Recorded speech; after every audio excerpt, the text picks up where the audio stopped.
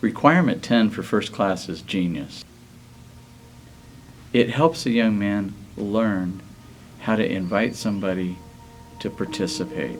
First, they're asked to tell their friends about scouting, then invite them to attend an activity, and then to invite them to join the troop. That invitation is so basic, but leads to such important and long-term consequences. We have found that that is the most effective way to influence young men who are seeking for something better to find what they are looking for. Other invitations can come by way of the Scout committee members, parents, and other adults who are involved in the troop. The ideal situation is that everyone involved is working together to invite others to participate in troop activities.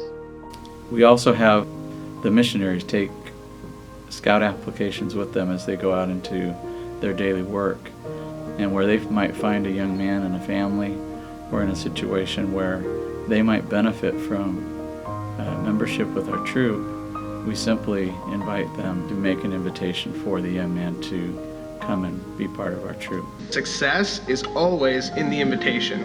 And I think that's something that the young men in the Gateway Ward have, something that's a real strength for them. And when they invite, people come. And we've had the opportunity to work with a lot of the young men and the people that they've invited to come with them to activities and even to church on Sunday.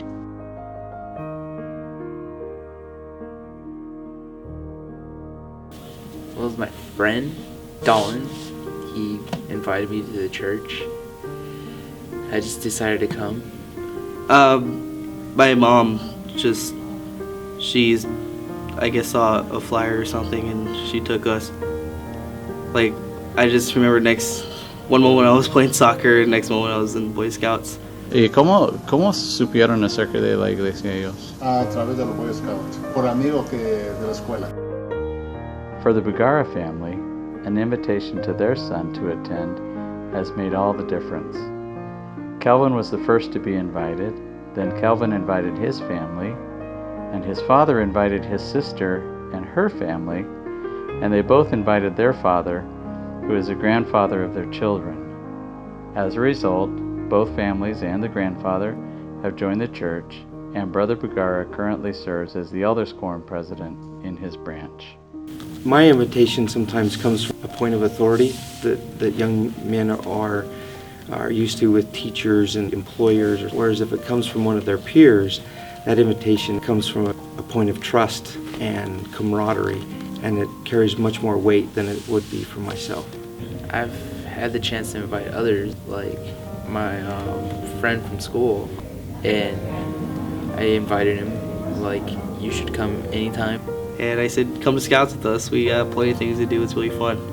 So you're all right. And then they came and they had a lot of fun, and we went on a few camping trips.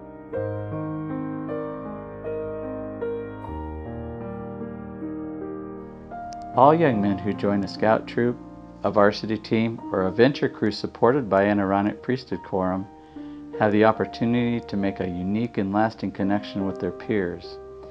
In addition, the quorums that support these units are able to provide an additional support system for each young man who decides to join in the quorum activities. I felt welcomed, really welcomed, and I felt like I could make a lot of new friends. And I did make a lot of new friends. And I realized that, oh, these people go to my school too. And I felt welcomed. And as I was walking out through the kitchen, I noticed Philip, and he just had his head down. And so I got closer and I asked, what's going on, Philip? And he just kind of under his breath said, nothing, I miss my mom. All right, yeah, she passed away in 2012.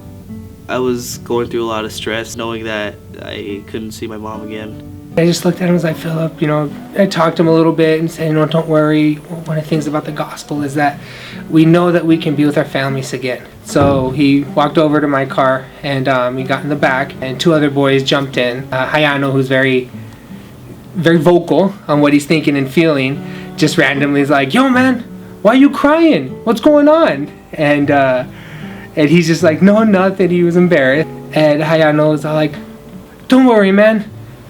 I don't have my mom. And he leaned over and hugged him. And then Boo was like, "You don't have to worry about that. We're all here." And leaned over, and the three of them embraced in the back.